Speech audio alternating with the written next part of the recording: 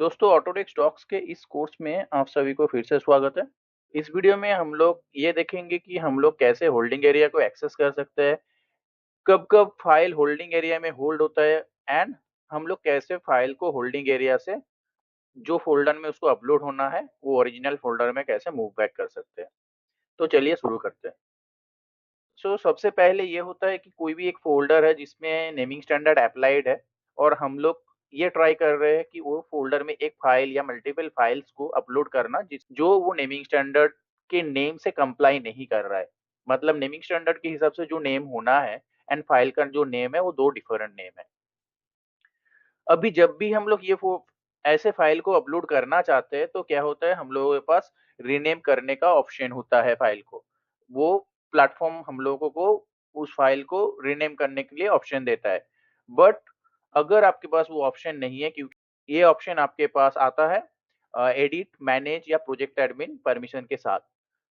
तो अगर आपके पास ये ऑप्शन नहीं है एंड आप ये फाइल को अपलोड करना चाहते हो तो आप क्या कर सकते हो, अपलोड बटन पे क्लिक कर सकते हो।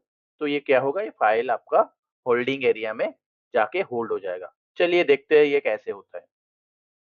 सबसे पहले हम लोग क्या करेंगे, ये जो फोल्डर में दो फाइल है, ये फोल्डर में ही हम लोग और दो फाइल को अपलोड करेंगे जिसका नेम ये फोल्डर का नेमिंग कन्वेंशन से एकदम कंफर्म नहीं कर रहा है। हम लोग अपलोड फाइल बटन पे क्लिक करके वो फाइल को चूज करेंगे।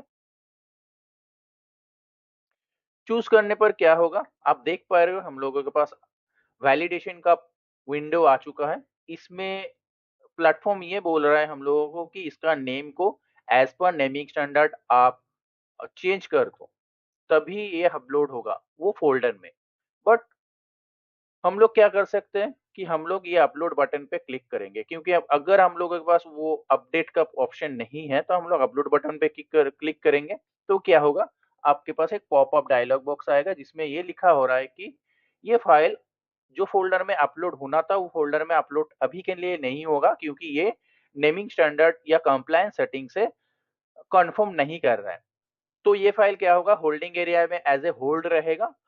बाद में हम लोग चाहे तो ये फाइल को होल्डिंग एरिया में जाके इसको वैलिडेट करके हम लोग होल्डिंग एरिया से रिमूव कर सकते हैं एंड ये फाइल जो फोल्डर में अपलोड होना था वो फोल्डर में अपलोड हो जाएगा। तो चलिए मैं अभी के लिए अपलोड बटन पे क्लिक करता हूँ। आप देख पा रहे हो कि ये फाइल अपलोडिंग प्रोसेस में है।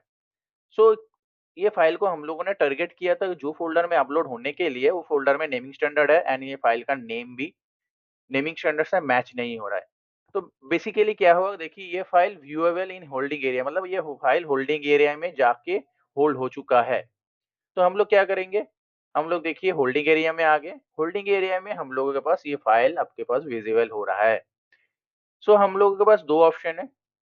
एक है हम लोग ये फाइल को वैलिडेट करके इसका नेम को चेंज कर देंगे। तो क्या होगा, नेम चेंज करने पर ये फाइल जो फोल्डर में अपलोड होना था वो फोल्डर में जाके अपलोड हो जाएगा। होल्डिंग एरिया से मूव होके वो जो टारगेट फोल्डर था उसमें जाके अपलोड हो जाएगा। एंड हम लोग चाहे तो ये फाइल को डिलीट भी कर सकते हैं यहाँ से। हम लोग ये इंटरफेस में मल्टीपल फाइल्स को एक साथ वैलिडेट कर सकते हैं या मल्टीपल फाइल्स को एक साथ डिलीट भी कर सकते हैं। फॉर नाउ मैं एक ही फाइल को करके आप लोगों को दिखाता हूँ। हम लोग क्या करेंगे, फाइल को सिलेक्ट करेंगे। इसके बाद हम लोग वैलिडेट, ऊपर के जो वैलिडेट बटन है इस पे और ट्रिपल डॉट से जो वैलिडेट बटन आ रहा है उस पर क्लिक करेंगे। जब भी क्लिक करेंगे हम लोगों का वैलिडेशन का विंडो आ जाएगा। इसमें जाके हम लोगों को प्रॉपर डिटेल्स हम लोगों को एट्रीब्यूट में देना है जिससे इसका name as per the naming standard हो जाएगा। तो चलिए ये करते हैं। जैसे ही मैंने एट्रीब्यूट्स को as per the naming standard change कर दिया, आपका जो एरर है वो विजुअल नहीं हो रहा है। अभी हम लोग क्या कर सकते हैं, ये फाइल को सेव करेंगे। तो सेव करेंगे तो क्या होगा, वो फाइल होल्डिंग एरिया से मूव हो जाएगा जो फोल्डर में हम लोग इनिशियली अपलोड करने का ट्राई किए थे। ठीक है, तो चलिए देखते हैं वो फोल्डर में। देखिए अभी ये जो फाइल है जो हम लोगों ने होल्डिंग एरिया से मूव किया था वो आके यहाँ पर अपलोड हो चुका है। बेसिकली इस वीडियो में हम लोगों ने होल्डिंग एरिया के बारे में जाना, कब होल्डिंग एरिया में फाइल आके होल्ड होता है एंड कैसे वो फाइल को होल्डिंग एरिया से वैलिडेट करना होता है या डिलीट करना होता है। इस वीडियो के लिए इतना ही, मिलते हैं नेक्स्ट वीडियो।